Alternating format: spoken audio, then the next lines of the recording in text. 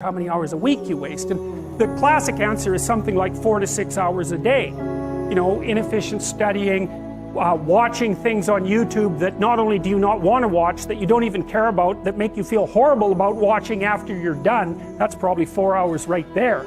You know, you think, well, that's 25 hours a week, it's 100 hours a month, that's 2.5 full work weeks, it's half a year of work weeks per year. And if your time is worth $20 an hour, which is a radical underestimate, it's probably more like 50 if you think about it in terms of deferred wages. If you're wasting 20 hours a week, you're wasting $50,000 a year.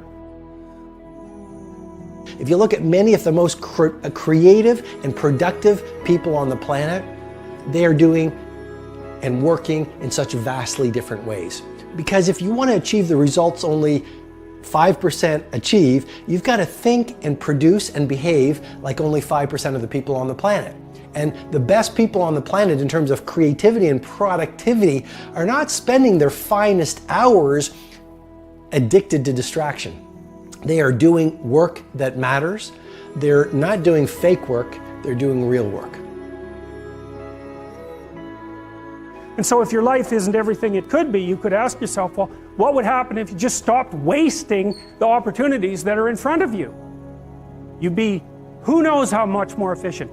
10 times more efficient, 20 times more efficient. That's the Pareto distribution.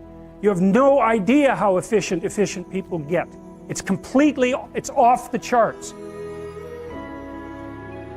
It's a constant storm to try to figure out what you're about, and you change. At 26, you're all about the hustle, you're gonna be a billionaire, this and that, and then you go to the bar one night and you fall in love.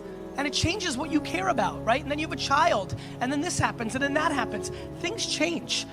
You just have to always consistently try to figure out what's driving you, and not because other people are watching, and not because that's what your dad wants, and not because that's what you said was gonna happen, and it doesn't look like it, and your family's gonna judge you. You just have to be as real with yourself as possible, and that is a very difficult struggle, but when you're not, you create enormous vulnerability and unhappiness. A lot of us get to work and we spend our best hours on our least important activities. We get to work and we start checking our social feed. We get to work and we check our text. We get to work and we chit chat at the water cooler about the latest TV show that we watched last night. And research has shown that the morning hours are when you have the most focus, when you have the most energy, and when you have the most willpower.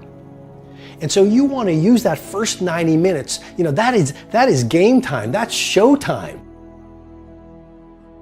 It's more like you should understand how much potential there is within you to set that straight. And then you should do everything you can to manifest that in the world, and it will set it straight.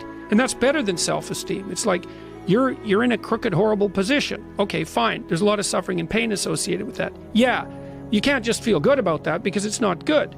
But you can do something about it. You can genuinely do something about it. Listen, you have to understand, just because you're a human being doesn't mean you're entitled to be a successful entrepreneur. They do what everybody else does in every genre. You want to be an NFL player and an NBA player, you try, you're not good enough, you do something else. You want to be a famous actor, you go to LA, you wait tables, you try to be on a show, it doesn't happen, you do something else. I don't know what they do, like something else. Your environment is so important. What I'm suggesting to you as the second piece of technology to really 100 times your productivity is this. Install environments of tight bubbles of total focus. So install these tight bubbles of total focus and create these Menlo labs where you're completely distraction free. And then you will find your brain will drop from the beta state into the alpha state, where you will do your best work and get your best ideas.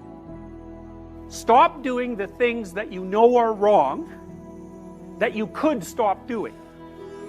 Right? So it's a fairly limited attempt. First of all, we're not going to say that you know what the good is or what the truth is in any ultimate sense. But we will presume that there are things that you're doing that for one reason or another you know are not in your best interests. There's something about them that you just know you should stop. They're kind of self-evident to you. I am encouraging you to really adopt this thinking protocol of becoming a minimalist. Even your home, fill it with just a few things. And especially your days. Focus on just those few priorities that when you roll up your sleeves and go deep in them and invest what I call the trinity of your assets, your focus, your energy, and your willpower on those few things, they will allow you to birth art into the world, which will allow the world to call you world class.